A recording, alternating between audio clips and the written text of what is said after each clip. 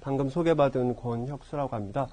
혹시 이거 시작하기 전에 혹시 이쪽 저 관련된 강의 한번 들어보신 분 있나요? 저도 꽤 여기 자주 와서 혹시나 들었던 내용 다시 들으시는 건 아닌지 또 그러면 좀 더 다르게 풀어볼까 하는 생각도 좀 있어서 말씀을 드리는 없으신가요? 저는 다 처음 뵙는 분 같긴 한데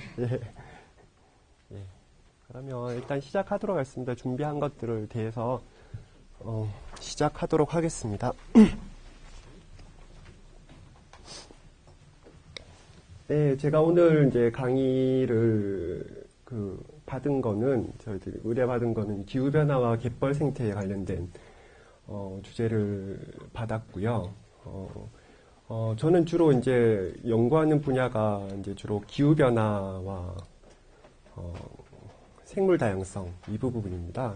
그 중에 이제 하나의 대상인 갯벌 이 부분에 대해서 마지막 시간에 아마 좀 더 상세하게 할 거고, 그 전에는 이제 아마 기후 변화와 가장 밀접하게 연관되어 있는 생물 다양성에 대해서 일단 첫 시간은 아마 그쪽 관련돼 가지고 미리 말씀을 드릴 겁니다.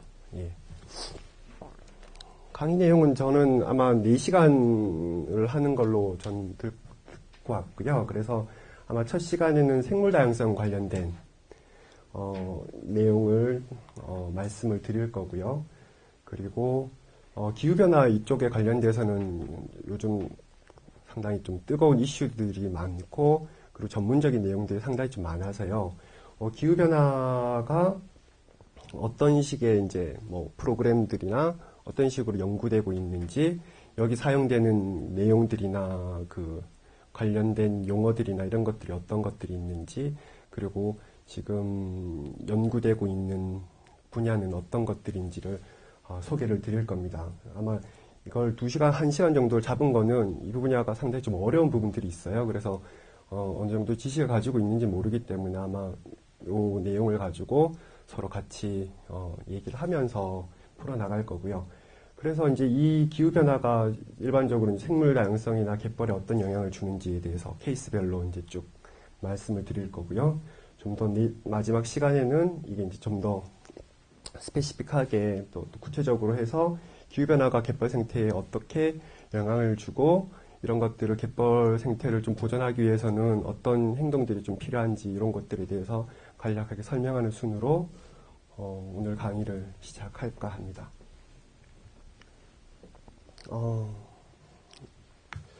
요즘 이제 가장 화두가 되는 게 이제 뒤에 다시 말씀을 드리겠지만 기후변화와 생물 다양성 부분이거든요. 이거는 두 개가 항상 양립되어 있습니다. 이게 뭐 따로 떨어져 있는 것도 아니고 어떻게 보면 좀 더 기후변화가 큰 범위이긴 하지만 거기 상당히 좀 많은 영향을 받고 있는 것들이 생물 다양성이라는 이 바이오다이버시티라는 요 용어들입니다. 그래서 상당히 좀 중요하고요. 올해도 아마 평창에서 그 기후변화가 아니고 생물 다양성 당사총회가 평창에서 열리거든요. 환경부에서는 이 관련돼 가지고 준비를 열심히 하고 있습니다. 이쪽 관련된 연구자들이 이제 쭉 모여가지고,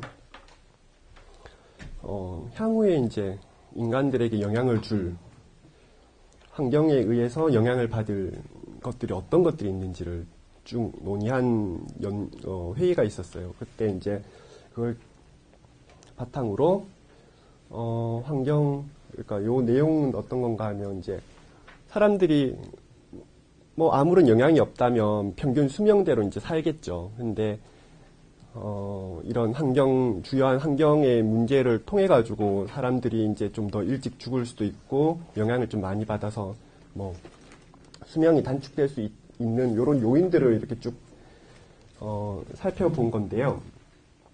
뭐 아시겠지만 뭐 지금 현 시대는 지금 이 정도에 있는 거 아닙니까, 그렇죠?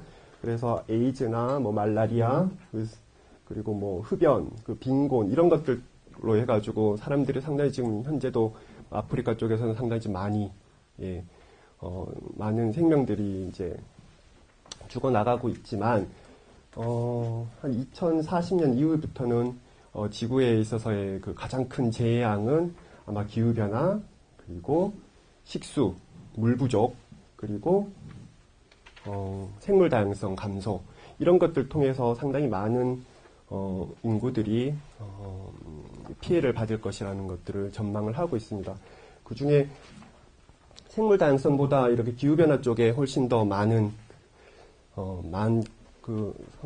훨씬 더 많은 피해와 그리고 장기간 이렇게 영향을 주는 걸로 나타나는데요. 아시겠지만 기후라는 것들 자체가 일반적으로 생물 다양성이라는 것들은 생물에 관련된 국한된 그런 하나의 피해지만 기후변화는 우리 생활 전반에 광범위하게 피해를 끼치고 영향을 끼치고 하는 것들이기 때문에 상당히 좀 많은 피해들이 발생할 거라고 얘기를 하고 있습니다. 그리고 그 기간도 상당히 좀 오랫동안 지속될 것이고 이런 것들이 예측되고 뭐 시나리오를 통해 가지고 예측되고 이런 것들이 이런 연구들이 계속 지속되고 있거든요. 아마 이 뒤쪽에 계속 얘기를 하겠지만 그런 경향들이 있습니다. 그래서 이 물 부족은 어쩔 수 없는 우리가 어떻게 할 수 없는 부분이긴 하지만 이 기후 변화와 생물 다양성 요 손실 부분은 지금 생물 하시는 분 그리고 과학을 하시는 분 그리고 지구에 관련된 연구를 하시는 분에서 가장 큰 화두가 두 개가 이 기후 변화와 생물 다양성이라고 그렇게 아시면 될 것 같습니다. 근데 이제 아까 전에도 말씀드렸듯이 의외로 사람들은 기후 변화에 대해서는 상당히 좀 직접적이잖아요.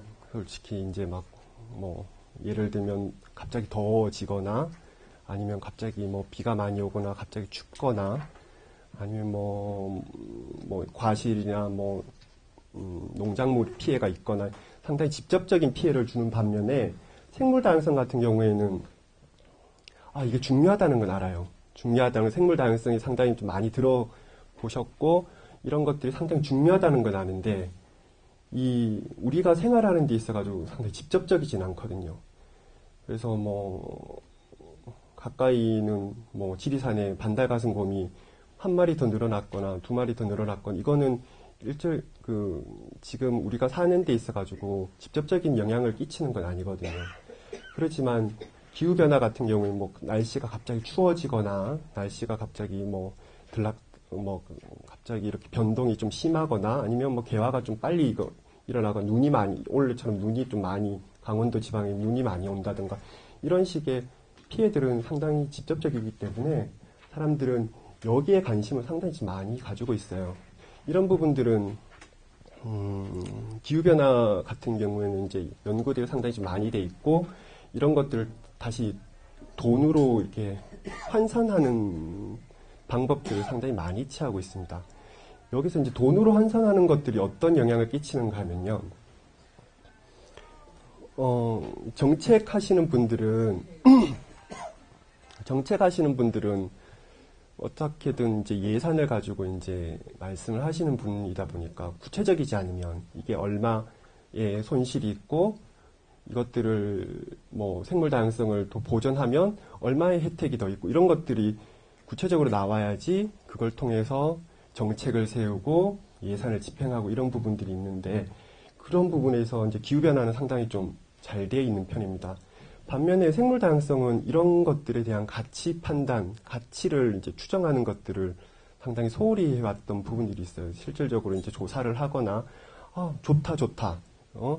생물이 많으면 좋고, 생물 다양성이 높으면 좋고, 어떤 기능들이 있고, 이 정도까지만 얘기를 했지, 이게 얼마나의 그 가치가 있는지, 이런 것들에 대한 환산이, 예전에는 별로 없었던 부분들이 있거든요.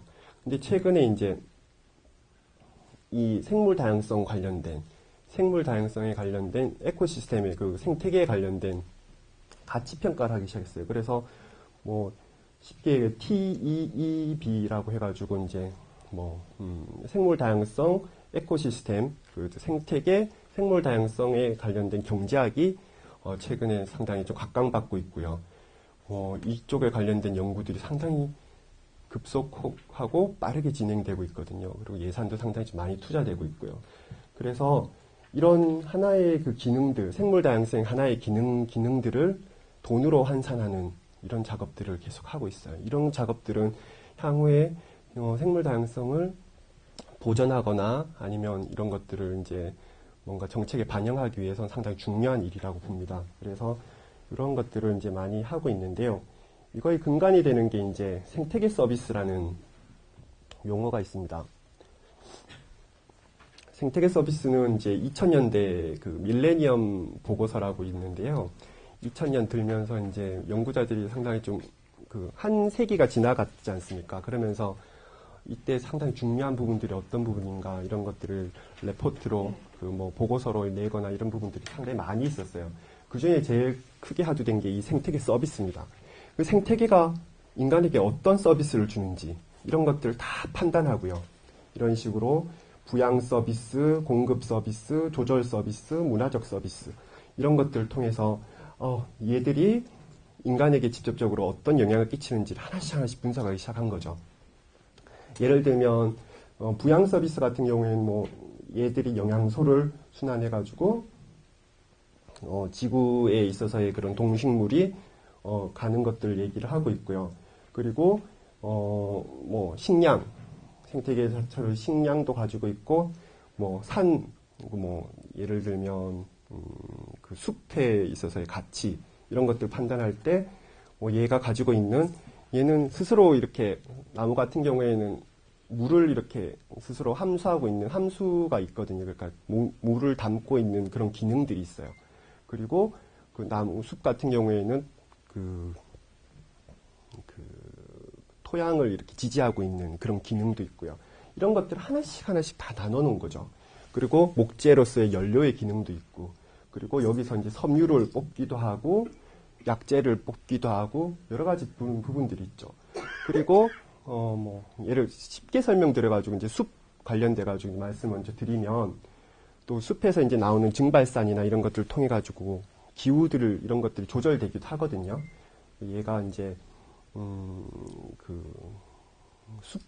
식물 같은 경우에는 자기들이 이제 물을 내뿜으면서 주변에 있는 공기들을 좀 식혀주는 이런 기능들도 있어요. 그래서 아시겠지만, 도심 내에서도 공원 주변이 좀 더 서늘하고, 그리고 이런 부분들은 주로 이런 기후 조절 기능들, 이런 것들 상당히 많이 있다고 보시면 됩니다. 그리고 뭐 여러 가지 이제 뭐 아시겠지만 공원 이런 데 좀 많이 가시지 않습니까? 레크레이션 하는 그런 기능들, 문화적 기능들이나 그리고 뭐 학생들이나 뭐 이런 어린이들 해가지고 산에 가서 교육도 하거나 여러 가지 이런 생태계 내의 서비스들이 있는 거거든요. 이런 부분들을 정량적으로 얼마인지 이런 것들을 가치가 얼마인지를 환산하는 거죠. 뭐 이런 환산하는 방법들은 여러 가지 방법들이 있는데요. 뭐 지불 의사 방식이라고 해가지고 이 정도 이렇게 만들어놨으면 돈을 얼마 지불할 의사가 있는지 뭐 이런 식으로 물어가지고 이것들을 환산하는 방법들 여러 가지 방법들은 이제 경제학에서 이제 많이 하는 방법들이긴 하지만 그런 식으로 생태계의 하나의 기능들을 하나씩 돈으로 환산해서 가격을 매기고 가치를 환산하는 그런 기능들을 하고 있습니다. 그래서 최근에 이런 연구들이 상당히 좀 많이 진행되고 있는데 반면에 이게 좀 어려운 부분들이 그거예요. 아시겠지만 상당히 좀 무형적이잖아요. 지금 말씀드렸을 때 제가 말씀을 드렸지만 상당히 좀 무형적이잖아요. 이게 뭔가 확 구체적으로 잡히지 않고 뭐 기후를 조절하는데 얼마나 조절하는지 잘 모르겠고 돈을 얼마의 가치가 있는지 확실하지가 않고 이런 부분들이 있거든요. 그래서 지금 연구하고 있으신 분들은 이런 것들을 하나씩 기능들을 쪼개고 가치를 어떻게 정량화할까지 이런 연구들이 최근에 상당히 좀 잘 이루어지고 있다는 거 그런 것들 아시면 되고 이런 것들이 향후에 생태계의 가치들 뭐 좀 더 나가면 갯벌의 가치 이런 것들을 환산하는 것들이 앞으로 이런 뭐 이렇게 자연 자원이나 아니면 생태계를 보존하는 데 상당히 중요한 하나의 키 이슈가 될 거라는 것들을 말씀을 드리도록 하겠습니다.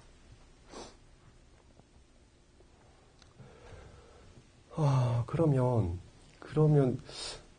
가장 근원적인 질문이고 저는 이제 연구를 시작하면서 저는 아까 전에 서두에서 말씀드렸듯이 저의 이제 가장 큰 키워드는 이제 생물 다양성이랑 기후 변화 이 부분인데 도대체 생물 다양성 손실과 기후 변화는 왜 일어나는지에 대한 좀 근원적인 질문을 하게 되거든요. 저도 연구를 시작하면서 그런 식으로 상당히 좀 많이 했었고요. 보시기에 뭐 이런 것들이 어떤 부분으로 일어나실 것 같으세요? 잠시 한번 생각할 시간을 좀 드릴게요. 지구온난화, 생물 다양성, 가장 근원적인 게 뭘까요? 왜 일어날까요? 아마 교재에도 있으시겠지만 가장 큰 문제는 인구입니다. 예. 사람이 늘어나는 거죠. 아시겠지만 예전에는 이런 문제들이 1800년, 1900년까지는 거의 일어나지 않았었거든요. 뭐 문제가 되지 않았었고 그렇지만 이제 1900년 이후에 급격하게 인구가 늘어나면서 이런 문제들이 이제 대두되기 시작했죠. 계속 누적되고 이런 부분이. 그러면 인구가 늘어나면 어떤 문제가 생길까요? 일단은 잘 아시겠지만 일단은 사람들이 살아야 되니까 집을 만들어야 되죠. 집을 만들어야 되고 그러면 도시를 형성을 해야 되죠. 도시를 이렇게 형성을 해야 되는. 그러면 기존에 있던 뭐 산이나 강이나 뭐 이런 여러 가지 야생 동식물들이 살고 있는 지역들을 쭉 밀어가지고 하나의 경지 정리를 하면서 도시를 만들어야 되는 거죠. 그러면 도시를 만들기 위해서 이제 쭉 다 밀었어요. 그러면 사람들이 살아야 되는 이런 전기들 만들어야 되잖아요. 그래서 이게 뭐 화석 연료나 여러 가지 전기 발전 시설들을 쭉 만들죠. 쭉 만들어가지고 만들면 이게 이제 화석 연료 CO2 발생해가지고 기후 변화에 영향을 주는 이런 부분들이 되고요. 그리고 이 사람들이 여기 있으면서 또 먹어야 되잖아요. 그러면서 산림이나 이쪽에 개간하면서 산림을 조금씩 서식지를 조금씩 확장해 나가면서 쭉쭉쭉 서식지를 이제 파편화한다 그러면 잘라내는, 그러니까 한꺼번에 못하니까 조금씩 파편화하는 이런 부분들이 생기거든요. 여기서 좀 잘라내고 여기 좀 잘라내고 이렇게 해가지고 하나씩 농경지를 만드는. 그리고 이런 도시와 도시들을 연결하기 위해서 또 도로를 만들어야 되잖아요.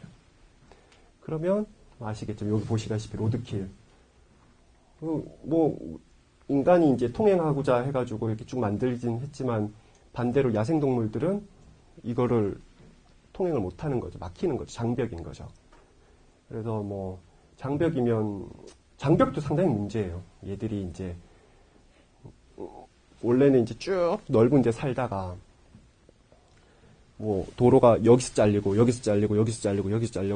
그래서 고립되는 거죠. 얘들이 딱 한 지역에.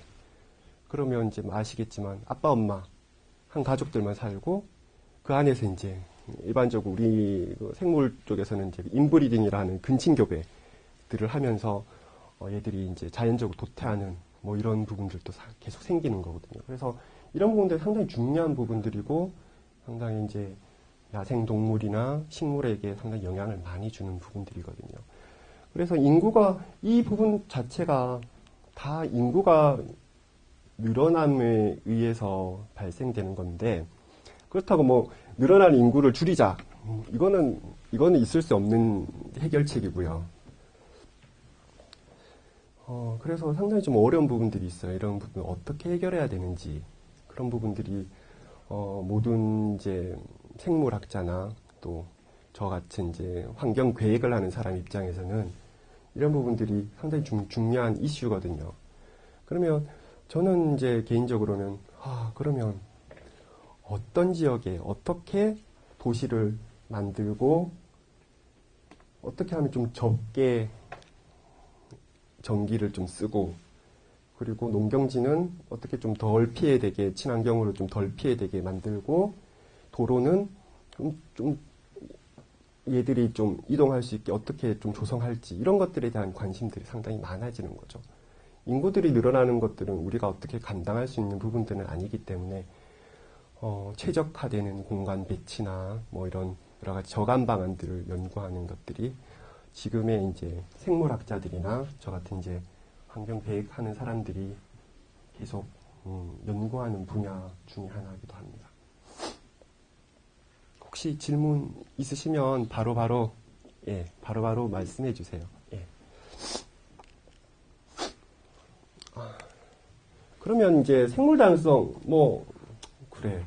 사람들이 보면 이제 인간끼리만 살면 되지 굳이 물론 여기 계시는 분 아니시겠죠. 분명 아니시는 건 알지만 일반적인 사람들은 쉽게 생각하기에는 굳이 동식물 많아야 되나?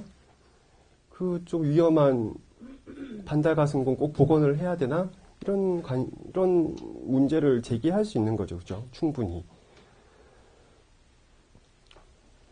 이제 그런 부분들을 제기할 수 있는데, 그러면 왜 그 생물 다양성이 왜 필요한가라는 여러 가지 이제 질문들을 하게 되죠. 굳이 근데 이제 쭉 보시게 되면,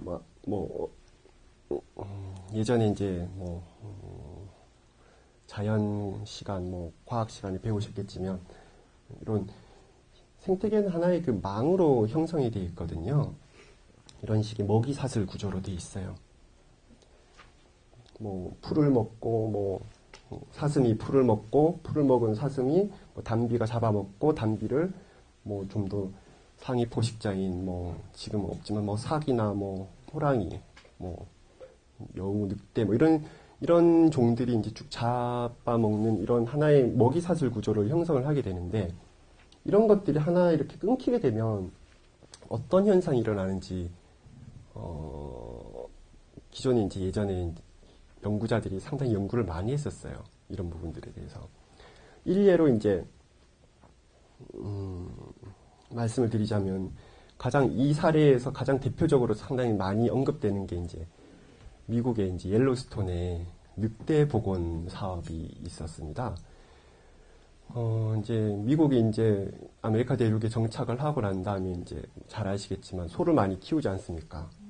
근데 얘들이 소를 많이 키워가지고 얘들이 이제 소를 키우다 보니까 항상 이게 자꾸 늑대한테 이 소가 자꾸 이렇게 습격을 당하는 일이 빈번해진 거죠. 그래서 거기서 이제 늑대 목장 주인들은 이제 늑대를 이렇게 사냥을 하거나 일부러 이제 못 두게 이렇게 하는 여러 가지 많은 조치들을 했었어요. 그래서 그 이후에 이제 방목한 이후에 상당히 이제 그 늑대의 개체수가 쑥 줄어드는 거죠. 근데 이때 어떤 상황이 일어나요? 예를 들면 이런 거죠. 이제 요 상위 포식자의 늑대를 이제 제거를 한 거죠. 그러면 어떤 일이 일어나는가 하면 그 밑에 얘가 먹던 이 사슴, 그쪽엔 엘크가 있었는데 요런 종들이 이제 자기를 이제 포식하던 개체가 많이 사라졌으니까 얘들이 이제 마음 놓고 이제 번식도 하고 개체수가 엄청 많아진 거예요. 많아지면 이제 연쇄 반응으로 어떤 일이 일어나는가 하면 염소 잘 아시겠지만 염소 그냥 방목하면요 밑에 나무들을 다 깔아먹어요. 그래서 다 고사되고 그래서 얘를 없앴더니 갑자기 나무들이 다 고사를 하는 거예요. 나무 고사를 하는 것까지는 괜찮은데 나무 고사하니까 어떤 일이 일어난가 하면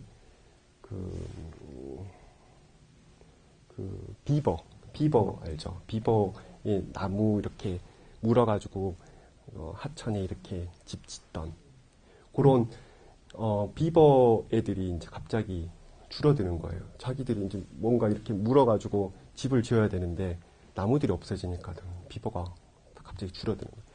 근데 비버가 줄어드니까 또 어떤 일이 일어나는가 하면 비버가 지었던 그 집들이 이제 홍수 조절 기능을 했었던 거예요. 집 이제 하천들이 이렇게 중간중간에 댐같이 이렇게 쭉쭉 막으면서 급격히 쓸려 내려오는 것들을 좀 방지해주면서 하나의 홍수 조절 기능들을 좀 했었던 거죠. 이런 것들이 이렇게 이제 하나의 개체가 없어지면서 연쇄 반응 쪽으로 해가지고 이 생태계가 완전히 교란되는 그런 일이 있었던 거죠. 그래서 이런 것들을 이제 쭉 조사를 한 이후에 미국에서 이제 더 이상 안 되겠다. 그래서 이제 늑대를 복원하기 시작했어요. 늑대를 이제 좀 더 캐나다 쪽에서 데려오고 우리 지금 반달가슴곰처럼 뭐 러시아에서 뭐 북한에서 이렇게 데려오듯이 뭐 캐나다나 가까운 인근에 있는 애들을 다시 옐로스톤 그쪽에 없었던 그런 지역대에 다시 복원을 한 거죠. 그랬더니 이제 얘들의 엘크나 사슴 종류들 애들의 이제 개체수들이 이제 조절되면서 식생들이 살아나고 식생들이 살아나니까 다시 이제 뭐 비버들이 또 늘어나고 이런 것들이 이제 좀 장기간 이 스토리는 상당히 장기간 이루어진 건데 이런 것들 다시 제자리를 잡는데 꽤 시간이 많이 걸렸던 거죠. 그래서 지금은 이제 그런 것들을 서로 배웠었던 거죠. 이제 미국 사람들은 서로 이런 부분들에 대해서 하나의 이제 먹이 사슬이 깨지면 이런 식의 문제가 발생하는구나 이런 것들을 이제 인지를 하게 되면서 함부로 이제 뭐 하나를 멸종시키거나 이런 것들에 대해서 상당히 조심스럽게 많이 하고요. 그래서 그래도 목장 주인들 입장에서는 상당히 좀 그 소나 뭐 이런 것들이 상당히 중요하니까 이런 것들에 대해서 어떤 뭐 가이드라인들을 제시를 해가지고 뭐 이런 경우에만 뭐 사살을 하거나 주로 예전에는 직접 쐈다면 주로 이제 공포탄처럼 위쪽에 이제 그냥 총소리만 들리도록 이렇게 조치를 하는 여러 가지 방법들을 고안을 해서 지금은 뭐 어느 정도 복원 사업이 성공된 복원 사업으로 이렇게 회자되고 있는 복원 사업 중에 하나입니다. 그래서 생물 다양성은 이런 식으로 이렇게 하나의 이렇게 먹이 망들이 이렇게 연쇄적으로 이용되어 있기 때문에 이렇게 단순하게 있으면 하나가 이렇게 깨지게 되면 뭔가 여러 가지 이렇게 서로 얽혀설켜 있는데 이런 것들이 하나가 이제 무너지더라도 이렇게 돌아가면서 이렇게 하나의 꽉 짜인 망처럼 조밀한 망처럼 이렇게 생태계를 지탱을 해주는 부분들이 있었어요. 그렇지만 이제 생물 다양성이 좀 제거가 되면 이렇게 느슨해지게 되면 아시겠지만 구멍들이 상당히 많이 생기고 조그만 충격에도 생태계가 교란되거나 파괴되는 일들이 상당히 많이 일어나는 거죠. 그래서 생태계의 구조적인 측면에서는 생물 다양성이 상당히 이런 식으로 중요하고요. 최근에 이제 많이 화두가 되고 있는 것들은 이제 자원으로서의 생물 자원으로서의 하나의 가치들을 많이 따지고 있습니다. 요 사진은 어떤 건가 하면 제가 우리나라에도 상당히 많은 주목이라는 탁수스라는 이 주목이라는 나무인데요. 뭐 잘 아시겠죠. 조경용수로도 많이 심고요. 아마 모르긴 몰라도 요 주변에도 아마 상당히 많이 있을 거예요. 사람들이 이렇게 토피어리처럼 이렇게 전정해서 많이 심기도 하고 빨간 요 열매들이 상당히 이뻐가지고 조경용수로도 상당히 많이 심고 있거든요. 근데 빨간 과육 안에 씨가 상당히 이제 중요한 의약품으로 이제 각광을 받아요. 항암 재료로 해가지고 탁수스라는 그 항암 재료로 해가지고 얘가 이제 제약하거나 이제 약을 만들거나 항암 치료제로 개발되기도 하고 이런 것들이 이제 가장 대표적인 예로는 예를 들지만 이거 말고도 상당히 좀 많은 식물들이나 이런 것 식물이나 동물에 있어서 그런 재료들 자체가 인간의 이제 그 치료제나 의학 상품으로 상당히 좀 많이 각광을 받고 있고요. 그 생약으로 많이 각광을 받고 있고 이런 부분들이 이제 어느 정도 하나의 경제적인 부분들 뭐 아시겠지만 의약품 쪽에 그 경제 규모들이 엄청나신 건 아시죠? 오늘 보니까 뭐 한 그 보톡스 그 만드는 의약 제약회사가 뭐 17조에 뭐 팔렸다 그러는가 뭐 이 정도로 하여튼 의약 산업들은 저희들이 생각하는 거 이상으로 상당히 좀 고부가가치 산업이거든요. 하나에 이렇게 개발하게 되면 뭐 라이센스가 있어서 계속 복제약을 만들기도 하면서 상당히 고부가가치 산업이에요. 근데 이런 것들이 이제 멸종되게 되면 이런 것들은 이제 더 이상 뭐 어떻게 할 수 있는 부분들도 아니고 특히 이제 이런 생물 다양성이 많은 지역들이 이제 주로 적도 뒤에 나오겠지만 적도 부분이 상당히 많이 있어요. 그런 아시겠지만 그 적도 부분에 있는 부분들이 좀 약간 개발도상국이나 아니면 저개발 국가들이 상당히 좀 많이 있기 때문에 그 부분에 원주민들이 실질적으로 이제 하나의 그 지방에서 자라면 그 지방 사랑권인데도 불구하고 뭐 그쪽에 제약회사가 먼저 선정을 해가지고 이걸 의약품으로 만들어서 라이센스를 만든 뭐 요렇게 해서 이걸 함부로 이제 예전에 항상 저는 그런 경우는 별로 없지만 아시겠지만 뭐 어디 다치면 뭐 어떤 나뭇잎 뜯어가지고 뭐 하기도 하지 않습니까? 뭐 그런 것처럼 그런 그 민간 요법도 이렇게 제한을 받는 경우도 상당히 많이 있었어요. 그래서 이런 부분들을 방지하기 위해서 국제 간 협약에 있어가지고 이제 이런 자연 자원 자체를 하나 소유를 민간인이랑 같이 공유하자, 자원을 공유하자는 이런 큰 컨센서스가 있었고요. 그 서로의 그런 모임들이 있었고 최근에 이런 모임들에서 그 개발 국가, 그러니까 이게 존재하는 국가에 있어서의 개발 이익을 나누자는 것들이 이제 서로 다 합의가 되어 있는 상태입니다. 그래서 최근에 이제 아시겠지만 이런 것들을 하려면 자원들을 계속 개발해야 되는 거예요. 이렇게 차단해야 되는 거예요. 이런 식물들이 어디 있는지, 우리나라에 어디 있는지 계속 차단해야 되는 거죠. 그게 이제 생물 자원이고 생물 주권이라 그러기도 하고 이런 것들을 계속 차단하고 계약함으로써 이제 하나의 주권으로서의 그런 역할들을 상당히 많이 하는 그런 부분들이 있어요. 그래서 이런 것들이 상당히 좀 중요하다는 거, 생물 다양성 측면에서는 이런 것들이 상당히 중요하다는 것들을 말씀을 드리고 있습니다. 그러면 이런 생물 다양성을 이제 유지하거나 증진하려면 어떻게 해야 될까요? 그러니까 이렇게 중요한 거, 필요하고 중요하다는 건 알았어요. 그러면 얘들 생물 다양성을 좀 이렇게 좀 유지를 하거나 아니면 생물 다양성을 좀 더 증진을 시키는 이런 방법들, 개체수를 좀 더 많이 우리나라에 좀 더 많은 생물들 그리고 동물들이 살 수 있게 어떻게 만들 수 있을까? 그동안 이제 많은 연구들이 있었던 것들을 이제 말씀을 드리고요. 그랬더니 이제 사람들이 이제 공통된 인식은 바로 이겁니다. 보호지역을 지정을 하는 거예요. 얘들을 보존하는데 가장 좋은 거는 보호지역을 설정해가지고 사람들의 활동이나 제한들을 막아서 이 서식지를 그대로, 원형 그대로 보존하는 것들이 가장 효과적인, 아무런 어떤 방법을 써봐도 이거만큼 좋은 게 없더라. 라는 것들이 공통된 인식이고요.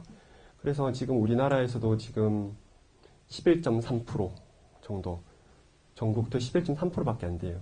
근데, 지금 목표는 17%까지 늘리려고 하는 2020년까지 17%까지 늘리려고 그러는데, 아시겠지만, 늘릴 만한 데는 다 늘려놨어요. 그죠? 뭐, 보호지역, 아시겠지만, 보호지역을 좀 더 이렇게 지정한다 그러면, 상당히 걸림돌이 상당히 많아요. 어떤 걸림돌이 있는가 하면, 국가가 돈이 많으면, 이제, 거기 보호지역으로 지정하려는 땅을 국가가 다 매입을 하면 되는데, 국가가 그 정도 돈은 아직 없네요, 보니까. 그래서, 지정을 하려고 하는데, 이거 내 땅 지정하려고 그러면, 요게 이제 행동이나 뭐, 건축을 뭐 하거나 아니면 여기서 뭐, 임산물을 채취하거나 이런 데 제한을 상당히 많이 받거든요. 못하게 하는 거죠. 그러다 보니까, 인식은, 보호지역이 좋다고는 생각하지만, 또 자기 땅에 보호지역을 설정하는 건 상당히 좀 사람들이 두려워하는 부분들이 있어요. 그것도 충분히 이해하는 부분이고, 좀 더, 적극적이라면 국가가 이제 충분히 매입하는 게 상당히 중요한 부분인데, 좀 그것도 현실적으로 상당히 좀 어려운 부분들이 있어요. 그래서 그럼에도 불구하고 환경부나 뭐 여러 가지 정부 기관에서는, 어쨌든 보호지역을 꾸준히 늘리려고 하는 그런 정책들을 계속 하고 있고요. 그래서, 계속 늘리고는 있는데, 2020년까지 17% 할 수 있을지 않을지 상당히 좀 의문스럽긴 합니다. 그러면 이 보호지역을 이제, 그러니까 생물 다양성 늘리려면 보호지역 지정해야 되는 것까지 알았어요. 그러면 이 보호지역을 어디다 지정해야 되는 게 제일 맞을까요?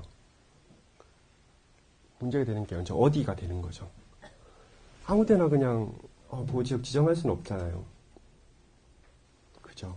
그래서 아시겠지만 이제 생물 다양성이 상당히 높거나, 그러니까 국가가 뭐 이렇게 뭔가를 돈을 주거나 아니면 뭔가 혜택을 주거나 하면서, 그러면서 최소의 비용을 들여서 생물 다양성의 효과를 최대한 누릴 수 있는 그런 지역들을 찾아내는 거 상당히 중요하죠. 그래서 중요한 거는 이제 생물 다양성 높은 지역들을 찾아내는 그런 일들을 계속 하고 있는 거죠. 그게 이제 저의 주요한 연구 테마이기도 하고요. 어디가 생물 다양성이 제일 높을까? 이런 것들을 찾아내는 거. 어디 생물들이 제일 많이 살까? 어느 지역들이 서식지가 제일 좋은가? 이런 것들을 찾아내는 게 지금 제가 하고 있는 일이고 연구자들이 쭉 하고 있는 일입니다. 이건 한 2000년에 이제 쭉 나왔던 되게 유명한 논문이고요. 쭉 보시다시피 이거는 저 노란 선은 제가 일부러 끄은 겁니다. 중간에 노란 선이 있는 게 적도라고 보시면 됩니다. 이 지역이 어떤 건가 하면 이제 2000년대에 이제 엄청난 논문들을 다 수집을 해가지고 생물 다양성, 그러니까 종수가 제일 많은 이 집계를 다 한 거예요. 집계를 몇 종, 뭐 포유류는 몇 종이고 소류 몇 종이고 이런 것도 쭉 찾아낸 거예요. 쭉 찾아냈더니 이 지역이 제일 많은 거예요. 미국의 캘리포니아, 그리고 이렇게 뭐 멕시코 있는 쪽, 그리고 여기 안데스 산맥, 그리고 쭉 내려가서 이제 뭐 아프리카, 그리고 이쪽에 제일 유명한 인도네시아 쪽. 보시다시피 다 적도, 잘 살지 못하는 국가들의 분포가 되어 있는 거죠. 참 안타까운 일이긴 한데, 요런 빨간색이 있는 게 이제 지구의 이제 1.4%밖에 안 돼요. 뭐 좀 빨간색이라 좀 커 보이긴 하지만 이 지역 전체다가 이제 그림을 그리다 보니까 이렇게 보이는 건데, 전체적으로 이 빨간 지역은 전 지구의 이제 한 1.4%밖에 안 돼요. 1.4%밖에 안 되는데 여기에 식물이 전체의 45%가 여기 1.4% 면적의 45% 사는 거예요. 동물은 35%. 요 지역. 그러니까 여기가 30도 정도 되거든요. 적도 부근에 쭉 사는 거죠. 상당히 생물 다양성이 높은 지역. 이렇게 됩니다. 그래서 이런 것들이 이제, 이런 종류들이 왜 중요한가 하면, 우리가 이제 뭐 돈이나 뭐 이런 능력들이 무궁무진하다면 전 지구를 전체적으로 보존하는 게 맞죠. 근데 아쉽게도 그렇지는 못하다는 거예요. 그래서 프라이오리티라고 그래가지고 항상 이제 이런 정책을 하기 위해서는 우선순위를 정하는 일들을 가장 먼저 합니다. 그래서 좀 더 시급한 곳, 그리고 좀 더 생물 다양성이 높은 곳들을 우선적으로 보호를 하고 보호지역을 지정하는 그런 일들을 쭉 해나가고 있는 거죠. 그래서 지금 이 지역들은 상당히 저개발 국가거나 개발도상국이긴 하지만 국가적으로, 전 세계적으로 뭐 UNEP나 UN에서 많은 이제 펀드를 통해 가지고 이 지역의 생물 다양성을 지키기 위한 많은 노력들을 전 지구적으로 하고 있는 그런 지역들이긴 합니다. 그래서 이런 것들이 어떻게 중요한가 하면 이런 지역들을 딱딱딱 이렇게 지도로 나타냄으로써, 지정을 해줌으로써 이게 가능해진 거죠. 어디가 중요한지를, 어디가 중요하고 뭐가 제일 중요한지 이런 것들을 도면에, 지도에 나타냄으로써 우리가 좀 더 깨닫고 어디를 보존을 우선적으로 해야 될지, 어떻게 보존해야 될지를 가늠할 수 있는 거죠. 전 지구적으로는 이렇고, 그러면 우리나라는 어떨까요? 이거는 이제 제가 잘 보이시는지 모르겠는데요. 이건 제가 이제 작년, 재작년 이제 쭉 계속 연구했던 자료의 결과물인데요. 우리나라는 생물 다양성이 어디 제일 높을까요? 그게 전 제일 궁금했었고요. 그래서 이제 환경부에서 이제 매년 실시하는 전국자연환경 조사라는 게 있어요. 매년 이제 전국을 이제 단위별로 끊어가지고 이 지역에 어떤 종들이 사는지를 계속 조사를 하는 거예요. 뭐 이 지역에 뭐 박새 말고 뭐 멸종 위종, 뭐 사기 산다든지 수달이 산다든지 아니면 뭐 철새가 산다든지 이런 것들을 쭉 계속적으로 조사를 하는 거죠. 그래서 지금은 3차가 끝났고 이제 4차 전국자연환경 조사가 이제 올해부터 국립생태원에서 이제 원래는 그 제가 지금 근무하는 국립환경과학원에서 쭉 했었는데 이제 생태 기능들이 국립생태원으로 넘어가면서 이제 생태원에서 그 업무들을 이제 쭉 계속하고 있는 거죠. 그래서 그 많은 자료들을 이제 쭉 수집을 했던 것들을 통해서 이제 저는 이제 모형을 이제 쭉 수집을 했고요. 그래서 어느 지역이 제일 높은지를 이제 쭉 분석을 했던 거죠. 참고로 말하면 까만색이 짙을수록 이제 생물 다양성이 높은 지역이거든요. 근데 이게 좀 분류군마다 좀 달라요. 제가 여기에 이름을 달까 말까 이제 고민을 하다가 그래도 한번 맞춰보시라고. 예. 참고적으로 이제 쉽게 힌트를 드리면 많은 종들은 하지 못하고요. 포유류, 조류, 식물 이 세 가지만 제가 분석을 했었어요. 그래도 원체 이 종들이 많아서 한 2, 3년 걸렸던 작업이거든요. 이거 뭐 같으세요? 예, 맞습니다. 예. 우리나라는 보니까 주로 쭉 시베리아 쪽에서 서해안 쪽으로 쭉 타고 내려오면서 조류가 상당히 갯벌 쪽에 이렇게 쭉 분포를 많이 하더라고요. 그래서 분포도 이런 식으로 쭉 많이 나타나고 의외로 산에서는 많이 안 나타나는 그런 분포 형태를 보이고 있습니다. 뭐 잘 아시겠지만 새가 이제 비행을 할 때 물론 작은 새들은 산에 많이 살긴 하지만 좀 크거나 이제 희귀한 새 같은 경우에는 좀 크고 또 비행을 하기 좀 어렵기 때문에 주로 산에서 살기보다는 이제 산림의 이제 가장자리 부분들, 산의 이제 외곽 쪽에. 그래서 어떻게 보면 이제 조류 같은 경우에는 주로 이제 그런 쪽에서 많이 발견돼요. 산림의 끝에 아니면 습지, 이런 농경지, 하천 이런 쪽에 상당히 많이 발견되는 편이고요. 그래서 이런 분석 결과가 나왔고요. 이건 뭐 같으세요? 식물. 예. 포유류입니다. 포유류. 예. 왜 포유류가 이렇게 나오는가 하면 우리나라 실제로 포유류 별로 없어요. 꼽아봐봤자 뭐 박쥐나 쥐 이런 종류를 빼면 15종밖에 안 되거든요.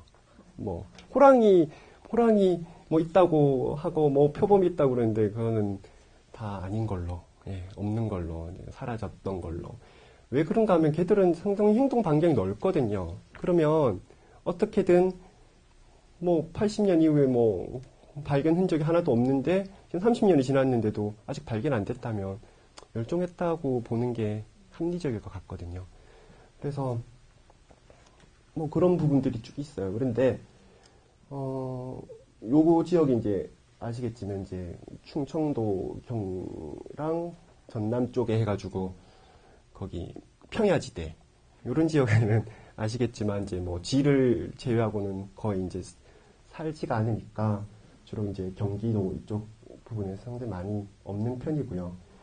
다만 이렇게 가장자리 쪽에 상당히 좀 많이 서식하는 걸로 나타났고요. 반면에 식물들 보시면 이제 식물들이 강원도 쪽에 엄청 많죠. 예.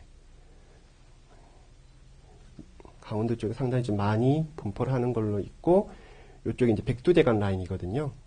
이쪽이 지리산이고, 이게 저기 덕유산 쪽으로 해가지고 이제 백두대간 이런 식으로 흘러내려가고, 이쪽에 낙동정맥이라고 하는 이쪽에 뭐 울진 쪽으로 쭉 내려가는 상당히 생물 다양성이 높은 지역들이거든요.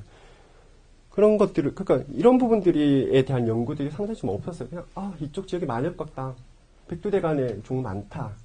이렇게 나타났을 뿐이지, 지역이 어디에 많더라. 이런 것들을 솔직히 나타내기 좀 힘들었는데, 최근에 이제 연구를 통해가지고 자료들을 상당히 좀 많이 축적돼 있는 상태에서 저는 모형을 구상을 했던 거고요. 그래서 상당히 좀 많이, 구체적인 부분들을 탐지해냈고요. 봤더니 이 두 지역 같은 경우에는 좀 더 자세하게 보면 좀 일치하는 부분들이 있어요. 패턴들은. 얘들도 이제 백두대간 쪽으로 상당히 좀 높게 형성되어 있는 것들을 볼 수 있고요. 그렇게 보면 이제 식물은 아시겠지만 식물의 높은 지역은 산림이겠죠. 그죠, 당연히. 그리고 포유류도 식물의 기반에 사니까 당연히 산림 쪽이 많고요. 그래서 이 두 지역, 두 분류군에서는 상당히 서식지가 중첩되고 상당히 좀 중요한 데 비해서 조류 같은 경우에는 좀 더 의외의 연구 결과가 나왔던 거죠. 얘들 두 지역이랑은 좀 중첩되지 않는다. 그러면 우리는 이때 고민을 하게 되는 거죠. 보호지역을 지정할 때 어떻게 하지? 이게 세 개가 동시에 제일 많은 곳에 지정하면 참 좋을 텐데 이런 데가 없어요. 아시겠지만 이 두 개는 비슷해가지고 이거 두 개 많은 데를 이렇게 좀 찍어가지고 보호지역을 지정하면 좋을 텐데 이게 좀 수월하지 않은 거죠. 특히 조류 같은 경우에는. 그래서 연구 결과 저는 기존의 보호지역들 국립공원이나 생태경관 보전지역 그리고 도립공원, 국립공원 그리고 뭐 유전자보호림 이런 것들 쭉 얹혀봤을 때 그래도 나름 그런 지역들은 생물 다양성이 높게 이렇게 평가가 됐어요. 얘 결과랑 상당히 좀 일치를 하더라고요. 그 외에도 보호지역으로 지정 안 된 지역들이 있어서 그런 것들은 추가적으로 보호지역을 지정할 때 감안해가지고 그런 지역들을 우선적으로 보호지역을 지정하면 되죠. 근데 반면에 이 조류가 문제인 거예요. 조류는 이렇게 어려운 부분들 중에 이유 중에 하나는 아시겠지만 조류는 상당히 좀 넓게 날고 그죠? 서식지 넓어요. 비행도 일반적인 포유류나 식물에 비해서 서식지가 상당히 넓고 균질하지 않아서 특히 철새가 우리나라 같은 경우에는 멸종위기 대부분이 철새거든요. 이런 식으로 서해안 쪽의 서해안 벨트에 상당히 좀 많이 분포가 돼 있는. 그래서 이런 것들 상당히 보호지역을 지정할 때 이런 특성들을 잘 반영해가지고 균질하게 잘 설정을 해야겠다는 것들이 지금 추후 연구로 저는 지금 나타나 있고요.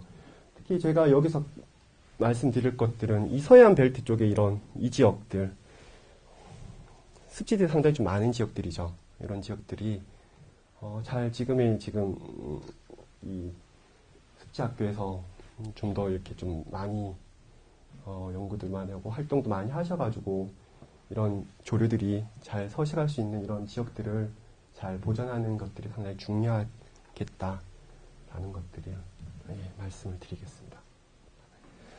그래서 지난 시간에는 생물 다양성에 관련된 얘기를 쭉 했고요. 그래서 생물 다양성이 중요하고 이것들 보존하기 위해서 어떻게 해야 되는가, 그리고 우리나라 생물 다양성은 어디에 분포하고 있는지 뭐 이런 것들에 대해서 간략히 말씀을 드렸다면 아까 전에도 초기에 말씀드렸듯이 기후변화는 어떻게 보면 생물 다양성보다 상당히 좀 상위에 있는 주제로서는 제가 공부한 주제로서는 거의 옆에 붙어 있거나 서로 상호 보완적인 관계이긴 한데 주제로 큰 규모로 따지게 되면 기후변화는 훨씬 큽니다. 광범위하고 좀 더 어렵기도 하고 그래서 더 어렵기도 하고 그런 부분들이 있어요. 그래서 중간중간에 모르시는 부분이 있으면 바로바로 질문해 주셨으면 감사하겠습니다.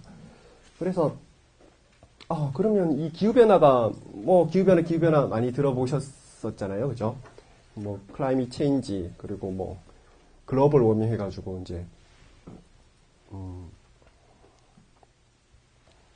지구 온난화 이런 부분들에 대해서 많이 어쨌든 잘 모르시더라도 엄청 이렇게 많이 들어보신 내용이잖아요. 이게 날씨가 조금이라도 좀 이상하거나 이러면 이게 다 기후변화, 지구온난화 때문이다.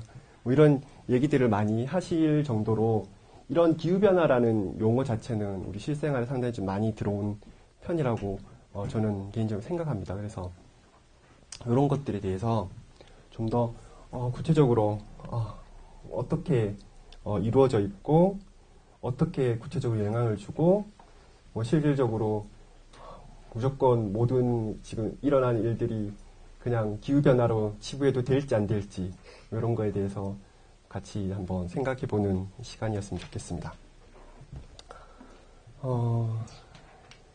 보시다시피 이거 되게 유명한 저널이죠. 네이처, 네이처지, 사이언스지. 그래서 항상 이런 화두를 던질 때는 이렇게 네이처에서도 상당히 이렇게 표지화면에 있는 거는 상당히 좋은 거거든요. 표지화면에 되게 이슈되고 그 상황에 있어서 상당히 중요한 것들을 이렇게 표지에 넣습니다. 이 표지에서 얘기하는 것들은 상당히 많아요. Feeling the heat. 열기를 느낀대요. 이 이구아나처럼 생긴 애가. 그래서 너무 덥대.